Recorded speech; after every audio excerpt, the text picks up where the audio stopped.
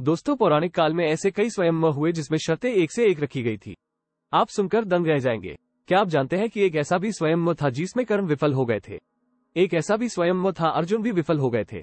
एक ऐसा भी स्वयंवर था जिसमें अश्वत्थामा, दुर्योधन, जरासंध सभी फेल हो गए थे। आप कितना भी अंदाजा लगाइए, आप जान नहीं पाएंगे। अधिकतर लोगों को केवल द्रौपदी स्वयंवर का ही ज्ञान है और उसी को सबसे कठिन मान लेते हैं। परंतु द्रौपदी स्वयंवर से भी कठिन और भी कई स्वयंवरों का आयोजन किया गया था, जिनमें स्वयंवर की शर्त पूरी करना और भी कठिन कर दिया गया था।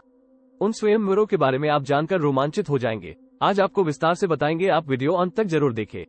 चलिए जानते हैं। सबसे पहले बात करते हैं दमयंती के स्वयंवर की। निषाद राजा वीरसेन के पुत्र का नाम नल था। उन्हीं दिनों विदर्भ देश पर भीम नामक राजा राज्य करते थे और उनके 3 पुत्र और 1 पुत्री थी, जिसका नाम दमयंती था। दमयंती तथा नल अति सुंदर थे। एक दूसरे की प्रशंसा सुनकर बिना देखे ही वे परस्पर प्रेम करने लगे। कालांतर में दमयंती के स्वयंवर का आयोजन हुआ। इंद्र, वरुण, अग्नि तथा यम ये चारों उसे प्राप्त करने के लिए इच्छुक थे। इन्होंने भूलोक में नल को अपना दूत बनाया। नल के ये बताने पर भी कि वे दमयंती से प्रेम करता है, उन्होंने उसे दूत बनाने के लिए बाध्य कर दिया। दमयंती ने जब नल का परिचय प्राप्त किया तो स्पष्ट कहा, आप उन चारों देवताओं को मेरा प्रणाम कहिएगा, किंतु स्वयंवर में वर तो मैं आपका ही करोगी। स्वयंवर के समय उन चारों लोकपालों ने नल का ही रूप धारण कर लिया। दमयंती विचित्र परिस्थिति में फंस गई। उसके लिए नल को पहचानना असंभव सा हो गया। देवताओं को मन ही मन प्रणाम कर उसने नल को पहचानने की शक्ति मांगी। दमयंती ने देखा, एक ही रूप के 5 युवकों में से 4 को पसीना नहीं आ रहा। उनकी पुष्पमालाएं एकदम खिली खिली सी दिखाई पड़ती है। उनकी आंखों की पलकें नहीं गिरती है। वे सिंहासनों पर बैठे हैं किंतु अपने पैरों से पृथ्वी तल का स्पर्श नहीं करते हैं और उनकी परछाई नहीं पड़ती है। उन 5 में से एक पुरुष ऐसे है जिनकी परछाई पड़ रही है। दमयंती ने 5वें व्यक्ति को नल पहचानकर उसका वरण कर लिया। लक्ष्मणा का स्वयंवर। श्रीमद् भागवत पुराण के 10वें स्कंद अध्याय 83 के अनुसार मद नरेश बृहत्सेन को जब ये ज्ञात हुआ कि उनकी पुत्री लक्ष्मणा श्री कृष्ण से प्रेम करती है, तब उन्होंने अपनी पुत्री की इच्छा की पूर्ति के लिए जिस प्रकार अर्जुन की प्राप्ति के लिए राजा द्रुपद ने स्वयंवर में मत्स्य भेद का आयोजन किया था, उसी प्रकार मद नरेश ने भी किया। द्रौपदी स्वयंवर की अपेक्षा लक्ष्मणा स्वयंवर में ये विशेषता थी कि मत्स्य बाहर से ढका हुआ था, केवल जल में ही उसकी परछाई दिख पड़ती थी। जब ये समाचार राजाओं को मिला तब सब ओर से अस्त्र शस्त्रों के तत्वज्ञ हजारों राजा मद नरेश की राजधानी में आने लगे। उनमें से कितने ही राजा तो धनुष पर प्रत्यंचा भी नहीं चढ़ा सके। बड़े बड़े प्रसिद्ध वीर जैसे जरासंध, अंबस्त, नरेश, शिशुपाल, भीमसेन, दुर्योधन और कर्ण, इन लोगों ने धनुष पर प्रत्यंचा तो चढ़ा ली, परंतु उन्हें मछली की स्थिति का पता न चला। अर्जुन ने जल में उस मछली की परछाई देख ली और ये भी जान लिया कि वो कहाँ है। बड़ी सावधानी से उन्होंने बाण छोड़ा, परंतु उनसे लक्ष्य भेदा न हुआ और उनके बाण ने केवल उसका स्पर्श मात्र ही किया।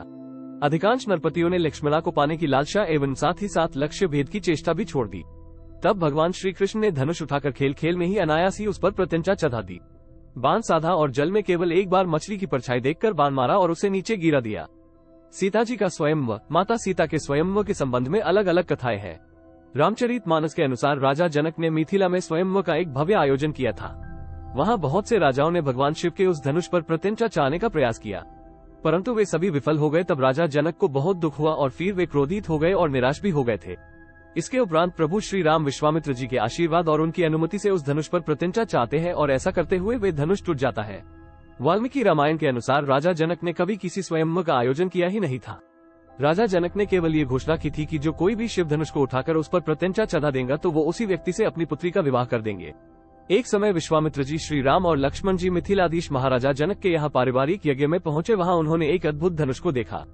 उस धनुष पर प्रत्यंचा चाहने के लिए पर्याप्त बल ना तो गंधर्वों में, ना असुरों में और ना ही राक्षसों में था। बड़े बड़े राजा भी ये कार्य ना कर सके।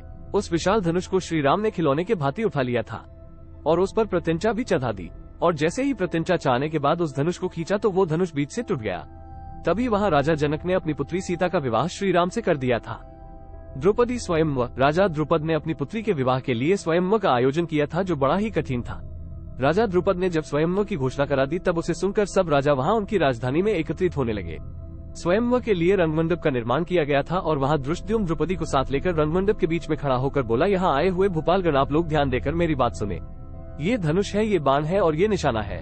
आप लोग आकाश में छोड़े हुए 5 पैने बाणों द्वारा उस यंत्र के छेद से लक्ष्य को भेद कर गिरा दे। जो श्रेष्ठ बल से संपन्न वीर ये महान कर्म कर दिखाएगा, आज ये मेरी बेन कृष्णा उसी की धर्मपत्नी होगी। वहाँ दुर्योधन, विवंशति, विकर्ण, दुशासन भी कर्ण के साथ पहुँचे थे। इनके अतिरिक्त अश्वत्थामा और भोज उत्तर के साथ राजा विराट, सुशर्मा, पंडक, वासुदेव, धरदत्त, जयद्रथ, शिशुपाल और जरासंध आदि कई नरेश वहाँ द्रौपदी की प्राप्ति के लिए पहुँचे थे। बलराम और श्री कृष्ण आदि विष्णुय और अंधक वंश के प्रमुख व्यक्ति वहाँ उपस्थित अवश्य थे, पर वो प्रतियोगिता में भाग लेने के लिए नहीं आए थे। एक एक कर सभी राजाओं ने उस प्रतियोगिता को जीतने का बहुत प्रयास किया, परंतु वे सभी विफल हो गए। उनमें से अधिकतर योद्धा तो उस धनुष को उठा तक नहीं पाए थे। अंततः ब्राह्मण वेश में अर्जुन ने लक्ष्य का भेदन कर उस प्रतियोगिता को जीता था।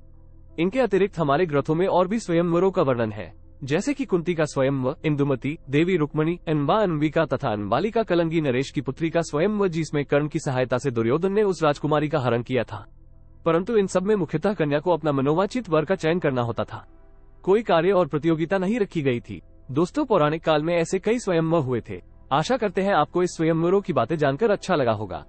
ऐसी रोचक बातें जानने के लिए हमारी चैनल को सब्सक्राइब कीजिए। धन्यवाद।